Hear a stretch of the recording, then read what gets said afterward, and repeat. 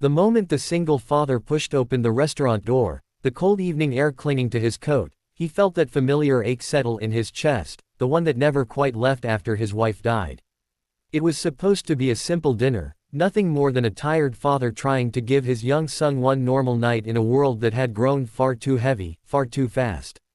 But before they even reached their table, his eyes caught something that made his steps slow, his breath tighten, and his heart shift in a way he could never have predicted. At a small table near the back, half hidden by shadows and empty chairs, sat a poor mother and her child, and in that quiet moment, his life was about to change forever. Before we go any further, if you believe in kindness, second chances, and the quiet power of compassion that can change lives, take a second right now to like this video, share it with someone who needs hope, leave a comment, and subscribe to the channel. Your support keeps stories like this alive, and sometimes, one story is all it takes to remind us who we are. The single dad had not planned anything special that night. He was a man in his late 30s, shoulders slightly stooped not from age but from responsibility. Since losing his wife 3 years earlier, every day felt like balancing on a thin wire stretched between grief and survival. His son was 7, small for his age, with eyes too observant for a child who should have been carefree. They lived in a modest apartment, filled with echoes of a woman who once laughed there, cooked there, and made that space feel like a home. Money was always tight, time even tighter, and exhaustion constant. Still, on that evening, he had promised his son dinner out, a rare treat meant to break the routine of microwave meals and silent evenings. The restaurant was not fancy, but it carried warmth. Soft lights reflected off polished tables, and the hum of quiet conversations blended with the clinking of cutlery. For his son, it felt like a celebration. For the father, it felt like a risk, one extra expense added to a budget already stretched thin. Yet as they were being led to their table, his attention drifted to the back corner, where the poor mother sat. She looked tired in a way he recognized immediately, the kind of tired that sleep cannot fix.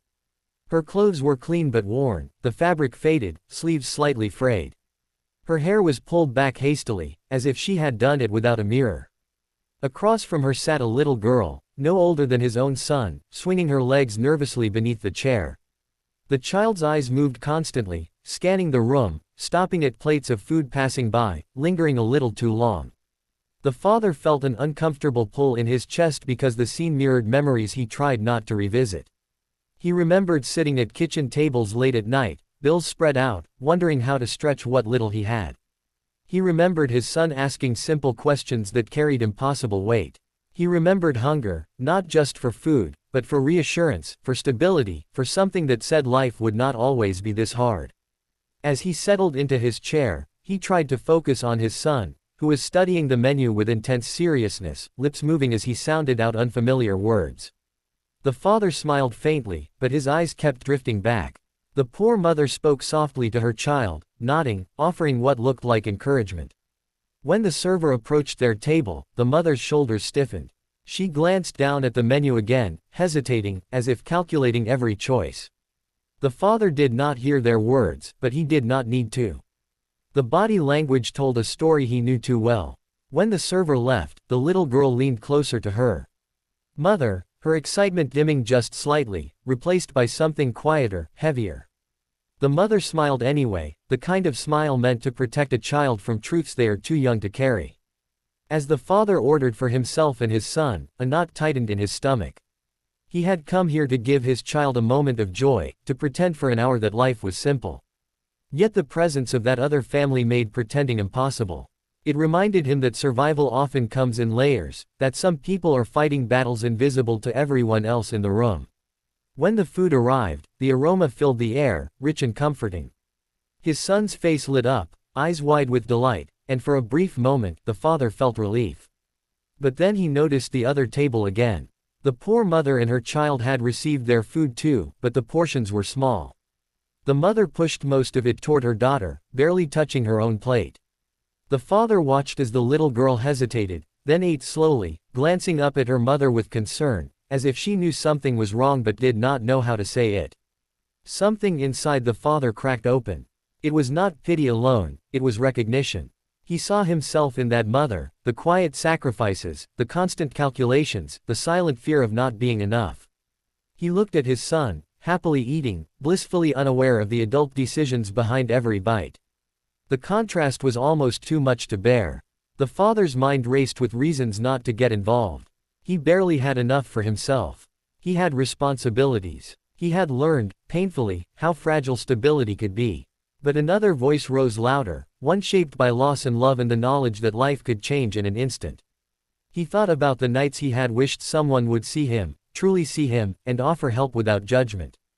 As the meal continued, the poor mother stood briefly, walking toward the restroom, leaving her daughter alone at the table. The little girl sat very still, hands folded, eyes following her mother until she disappeared. The father noticed how she looked around then, curiosity mixed with anxiety, as if the world felt too big without her anchor nearby. In that moment, he made a decision that scared him more than any financial risk. It was not a loud decision or a dramatic one. It settled quietly, firmly, like a truth he could no longer ignore. He signaled the server discreetly, speaking in a low voice, heart pounding harder than it had in years.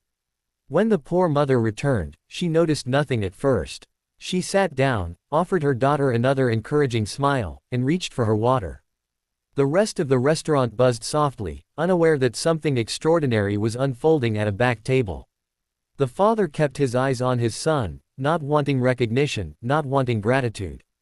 He wanted only to do what he hoped someone would do for him if the roles were reversed. When it came time to pay, the poor mother called the server, bracing herself. She reached into her worn purse, fingers trembling just slightly. The server smiled warmly and shook her head, explaining that her bill had already been taken care of. The mother froze, confusion washing over her face. She looked around, searching for answers, her eyes landing briefly on the father before darting away again, unsure. The father felt his chest tighten as he watched her reaction. The mother's face shifted from confusion to disbelief, then to something deeper, something raw. She covered her mouth, eyes filling, struggling to hold herself together in a public space where vulnerability often feels unsafe. Her daughter looked up at her, alarmed, and the mother pulled her close, whispering reassurance, though her own world had just tilted. The father did not wait for acknowledgement. He finished his meal, helped his son into his coat, and prepared to leave. As they stood, his son glanced back once, curiosity flickering across his face.